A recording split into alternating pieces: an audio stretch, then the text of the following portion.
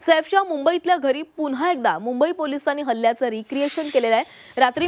काल रात्री मुंबई पोलिसांनी आरोपीला पुन्हा एकदा सैफ अली खानच्या घरी आणलं होतं आणि तो घरात कसा घुसला, कसा हल्ला केला, हल्ला करून कसा पळ काढला याची माहिती घेण्यात आली।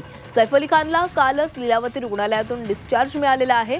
त्यानंतर पुन्हा एकदा मुंबई पोलिसांनी हल्ल्याचं रिक्रिएशन केलेलं आहे। सैफच्या कुटुंबियांनी आता सुरक्षेची विशेष काळजी घेतली आहे। दुसरीकडे या प्रकरणाचा तपास अधिकारीही बदलण्यात आलेला आहे।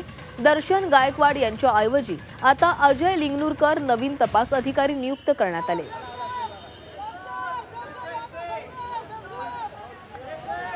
तर कालच सैफ अली खान याला लीलावती रुग्णालयामधून डिस्चार्ज देण्यात आलेला आहे आणि त्यानंतर मुंबई पोलिसांनी काल पुन्हा एकदा संपूर्ण हल्ल्याचं रिक्रिएशन देखील केलेलं आहे। याच्या आदल्या दिवशी देखील रिक्रिएशन करण्यात आलेलं होतं। या संदर्भातली अधिकची अपडेट घेऊयात आमच्या प्रतिनिधी सीमा आढे यांच्याकडनं। सीमा, काल सैफ अली खान याला डिस्चार्ज मिळाला आणि त्यानंतर पोलिसांनी पुन्हा एकदा संपूर्ण हल्ल्याचं रिक्रिएशन केलंय। नक्कीच आपण बघितलं तर 2 दिवस म्हणजे 2 वेळा सीन रिक्रिएट करण्यात आलेला आहे। काल सकाळी सुद्धा पहाटे 5 ते 6:30 1.5 तास रिक्रिएट हा सीन संपूर्ण घटनाक्रम रिक्रिएट करण्यात आलेला होता आणि सगळा घटनाक्रम पोलिसांनी समजून घेतलेला होता। आणि आज सुद्धा म्हणजे काल रात्री सुद्धा पुन्हा एकदा सीन रिक्रिएट करण्यात आल्याची माहिती जी आहे ती मिळते, पोलिसांकडून अशी माहिती मिळत आहे।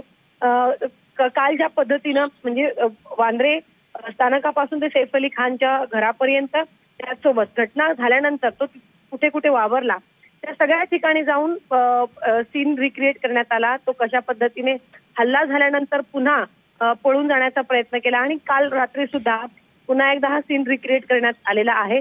रिक्रिएट करण्याचा एकच उद्देश आहे खरं तर समजून घेण्यासाठी की कुठे कुठे एकतर सिक्युरिटीच्या कारणास्तव कुठे कुठे त्रुटी आहेत, हे एक आहे।